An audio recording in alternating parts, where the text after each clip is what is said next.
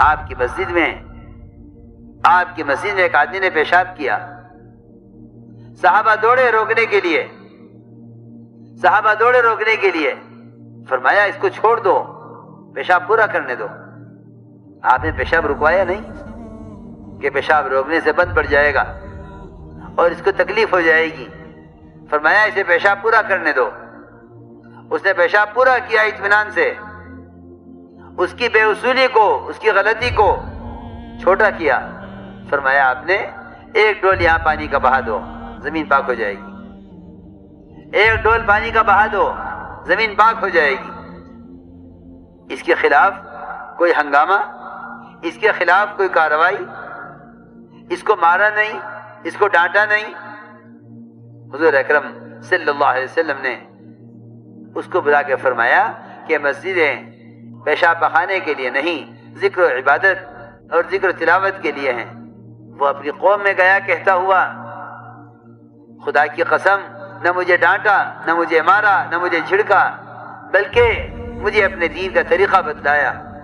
میرے دوستو عزیزو، محمد صلی اللہ علیہ وسلم کی جو طریقہ تعلیم ہے، جب تک ہر کام کرنے والا اس مزاج پر نہیں آئے گا، اس وقت تک نہ تربیت ہوگی نہ دین وجود میں آئے گا۔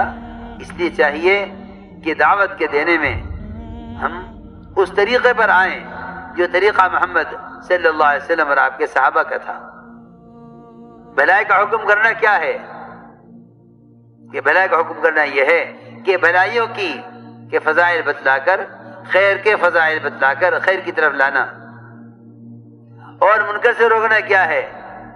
کہ منکر کے ماحول سے نکال کر معروفات کے ماحول میں لے آنا۔ اس لیے ہمیں یہ ملے گا صحابہ کی زندگی میں، اور ہمیں یہ ملے گا حضور اکرم صلی اللہ علیہ وسلم کے طریقوں میں کہ غلطی کرنے والے کا مواخذہ نہیں ہوتا تھا،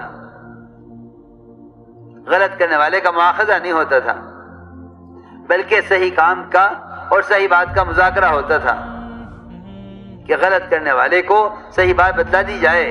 اس لیے کہ فرمایا ذکر فإن الذکرى تنفع المؤمنین، کہ نبی جی آپ کا کام تو یہ ہے کہ آپ صحیح بات یاد دلاتے رہیے، آپ صحیح بات یاد دلاتے رہیے، اس لیے کہ یاد دلانا، صحیح بات کے یاد دلانا یہ ایمان والوں کو نفع دینے والا ہے۔ اس لیے فرمایا کہ کسی سے غلطی ہو اس کو چاہیے کہ اس کو صحیح بات بتلا دی جاوے۔ حضور اکرم صلی اللہ علیہ وسلم کے زمانے میں تربیت اور تعلیم کا طریقہ یہ تھا کہ غلط کرنے والے کو صحیح بات بتلائی جاتی تھی، غلط کرنے والے کو صحیح بات بتلائی جاتی تھی۔ جیسے میں نے عرض کیا کہ آپ کی مسجد میں پیشاب کرنے والے کو حضور اکرم صلی اللہ علیہ وسلم ملا کر اس کو دین کی تعلیم دی۔ ایک صاحب نے آ کر عرض کیا کہ یا رسول اللہ مجھے زنا کی اجازت دے دیجئے۔ اتنا سخت سوال ہے اور کتنا نامناسب سوال ہے۔ آپ صلی اللہ علیہ وسلم نے ڈانٹا نہیں، جھڑکا نہیں، یہ افراد کو نکال دو یہاں سے، بلکہ حضور اکرم صلی اللہ علیہ وسلم نے ان کو بلا کے فرمایا کہ جو کام تم کرنا چاہتے ہو، جو کام تم کرنا چاہتے ہو کسی عورت کے ساتھ، اگر کوئی فرد تمہارے گھر کی کسی عورت کے ساتھ یہ کام کرے تو کیا تم برداشت کرو گے کہ نہیں برداشت کروں گا؟ آپ نے فرمایا جس طرح تم اپنی عورت کے، اپنے گھر کی کسی عورت کے لیے یہ کام برداشت نہیں کر سکتے، لوگ بھی اپنی عورتوں کے لیے تمہارے اس کام کو برداشت نہیں کریں گے۔ فرماتے ہیں کہ حضور اکرم صلی اللہ علیہ وسلم نے مجھے اس طرح سمجھایا کہ میرے دل سے زنا کا ارادہ نکل کر میرے دل میں زنا کی نفرت پیدا ہو گئی۔ منکر سے روکنے کا طریقہ بتلایا، معروفات پر لانے کا طریقہ بتلایا، منکر سے روکنے کا طریقہ بتلایا اور معروفات پر لانے کا طریقہ بتلایا کہ تربیت کیسے ہوتی ہے۔ تربیت ہوتی ہے تربیت کے اصول سے، تربیت ہوتی ہے تربیت کے اصول سے۔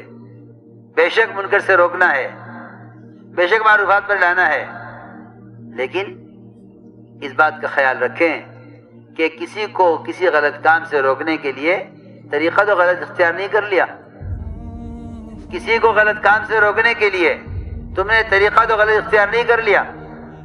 ایک آدمی منکر سے روک رہا ہے لیکن طریقہ غلط اختیار کرے کہ منکر سے روکنے کے لیے معروف طریقہ اختیار کرو, منکر سے روکنے کے لیے منکر طریقہ اختیار نہ کرو, ورنہ تربیت